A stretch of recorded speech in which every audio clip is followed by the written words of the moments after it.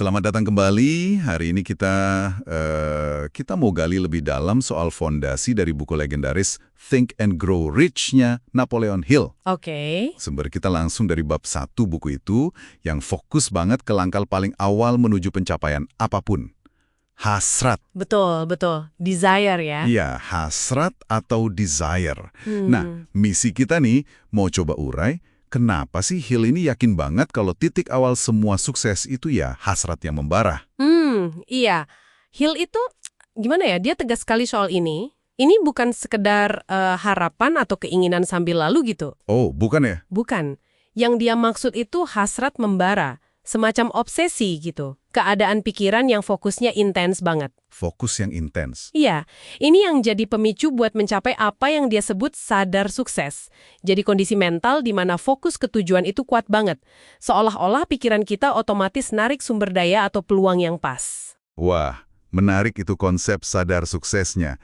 Nah, klaim dasarnya kan kuat banget ya. Semua pencapaian, semua kekayaan mulainya dari sebuah ide. Benar. Dan ide itu, kata Hill, nggak bakal lahir tanpa hasrat. Nah, gimana nih wujudnya di kehidupan nyata? Kita lihat contohnya deh, si Edwin C. Barnes. Iya, kisah Barnes. Dia kan datang nggak punya uang, nggak punya koneksi, pendidikan juga biasa aja. Tapi punya satu hal. Hasrat. Hasrat yang luar biasa buat jadi mitra bisnisnya Thomas Edison. Itu dia. Nah, kisah Barnes ini langsung nunjukin inti argumen Hill. Hasrat itu bukan cuma pengen, tapi kekuatan pendorong yang beneran nyata. Jadi bukan pasif ya? Bukan. Hasrat si Barnes ini jadi tindakan nekat kan, naik kereta barang segala. Terus keyakinannya pas ketemu Edison itu wah nggak goyah. Dia nggak cuma mau kerja sama Edison. Betul. Dia bertekad. Udah kayak mentalitas menang atau mati gitu. Dia udah nutup pintu buat mundur. Wah, itu kuat banget ya. Nah, ini kontras banget ya kalau dibandingin sama cerita 3 kaki dari emas. Oh iya. Kisah Tuan Darby itu ya? Kegagalan si Darby sama pamannya itu kan justru karena mereka berhenti gali pas banget sebelum nemu emasnya. Kata Hill, ini salah satu penyebab gagal paling umum. Gara-gara hasratnya kurang persisten ya? Kurang gigih pas hadapi kesulitan sementara. Iya, nyerah terlalu cepat. Betul. Tapi pelajaran yang Darby dapat itu mahal banget. Dari pengalaman pahitnya sendiri, terus dari lihat gimana gigihnya anak kecil nagih utang. Oh, ada cerita itu juga ya? Ada. Dia jadi sadar kalau kegigihan yang didorong hasrat kuat itu bisa nembus penolakan. Bahkan dia nemuin sebagian besar jualannya sebagai agen asuransi itu justru terjadi setelah calon pembelinya bilang enggak. Jadi penolakan malah jadi semacam filter ya? Bisa dibilang gitu. Kegagalan sebelumnya ngajarin dia nilai hasrat yang gak gampang padam. Analogi membakar kapal yang tadi Anda sebut juga nyambung banget di sini. Kayak si Barnes atau prajurit yang nggak punya pilihan lain selain menang. Nah, itu dia. Menutup semua jalur mundur secara mental, itu bisa bikin hasrat jadi fokus yang tajam banget. Jadi kayak Marshall Field di Chicago itu ya, setelah kebakaran besar, yang lain pada nyerah. Iya. Sementara pedagang lain nyerah, si Field ini, karena hasratnya membara, malah bangun lagi tokonya lebih megah. Ini nunjukin kekuatan state of mind, kondisi pikiran. Bener-bener soal pikiran ya. Hill juga nyebut para pemimpi praktis kan? Kayak Columbus, Wright bersaudara, Marconi. bahkan Helen Keller. Mereka semua bukti kalau mimpi yang lahir dari hasrat kuat, itu bisa diubah jadi kenyataan. Ini nguatin gagasan penting di buku ini.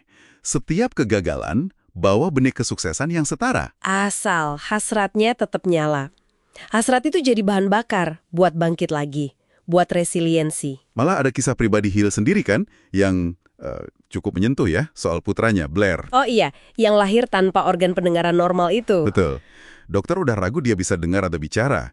Tapi Hill, dia menanamkan hasrat dalam dirinya sendiri dan ke anaknya kalau si anak pasti bakal dengar dan bicara normal. Dan keyakinan kuat itu yang lahir dari hasrat yang terus-menerus ditanamkan seolah-olah ya. Seolah-olah bantu ngatasin batasan fisik itu seiring waktu.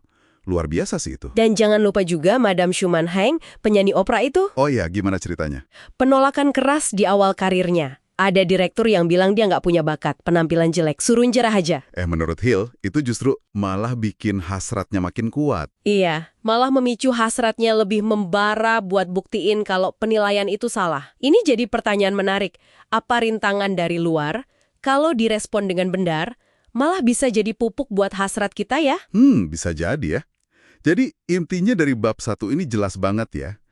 Ada beda besar antara sekedar berharap, wishing gitu aja. Sama punya hasrat membara yang konkret, yang didukung tujuan pasti dan kegigihan. Iya, hasrat itu kayak percikan api pertama yang wajib ada. Tanpa itu, langkah selanjutnya kayak keyakinan, perencanaan, Bakal kehilangan energi pendorongnya. nggak ada bensinnya. Oke, jadi benar-benar fundamental ya. Tepat sekali. Hasrat dalam konteks buku ini itu bukan emosi pasif. Dia itu keadaan pikiran yang aktif, obsesif, gigih, yang ngawalin semua pencapaian penting. Langkah pertama yang nggak bisa ditawar. Iya, langkah pertama dari 13 langkah menuju kekayaan versi Hill. Tanpa fondasi hasrat yang kuat dan terarah ini, langkah-langkah berikutnya yang nggak bakal efektif. Oke, nah sebagai penutup nih, mari kita renungkan pernyataan Hill. Kekayaan itu nggak pernah hasil kerja keras semata. Kekayaan datang sebagai respon terhadap tuntutan yang pasti, berdasarkan penerapan prinsip-prinsip yang pasti. Nah, kalau bukan cuma kerja keras, seberapa dalam Anda sungguh-sungguh menghasratkan tujuan Anda sekarang? Pertanyaan bagus tuh. Prinsip pasti apa? Dimulai dengan hasrat membara yang fokus, kayak contoh-contoh tadi, yang lagi Anda terapkan secara sadar. Coba deh, pikirin satu hal yang Anda inginkan dengan intensitas yang cukup buat menerapkan tingkat fokus dan kegigihan seperti itu.